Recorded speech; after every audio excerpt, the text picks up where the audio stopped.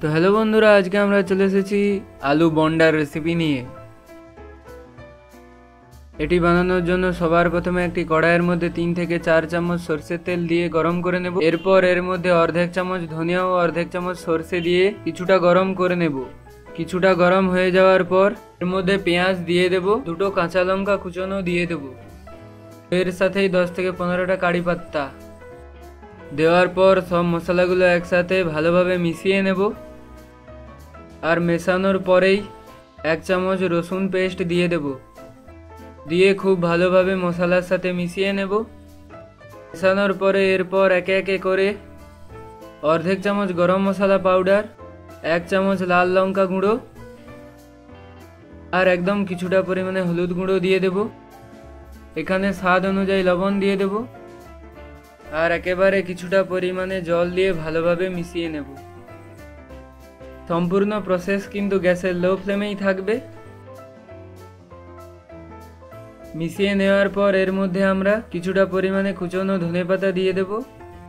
আর এখন আমরা খুব ভালোভাবে মিশাতে থাকব মশলা থেকে তেল ছেড়ে যাওয়া পর্যন্ত। এখন আমরা এর মধ্যে স্ম্যাশ করে রাখা আলু দিয়ে দেব। আমি এখানে 4টে আলুকে সেদ্ধ করে নেওয়ার পর খুব ভালোভাবে স্ম্যাশ করে নিয়েছিলাম। খুব ভালোভাবে মিশে নেওয়া পর্যন্তই গ্যাসটি অন থাকবে।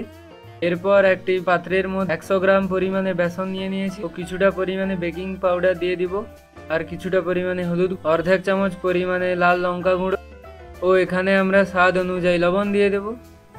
আর এখানে আমরা কিছুটা পরিমাণে জল দিয়ে দেব, দিয়ে মেশাতে থাকবো। এরপরেও আমরা জল দিয়ে মেশাতে থাকবো যতক্ষণ না পর্যন্ত এইভাবে কনসিস্টেন্সি চলে আসে। আর এখন আমাদের ব্যাটার রেডি। তাই মিক্সচার থেকে অল্প পরিমাণে নিয়ে এভাবে গোল বানিয়ে নিয়ে ব্যাটারের মধ্যে ডিপ করে নেব।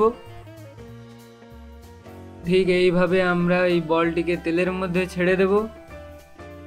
তেলটি আগে থেকে গরম করে নেওয়া ছিল।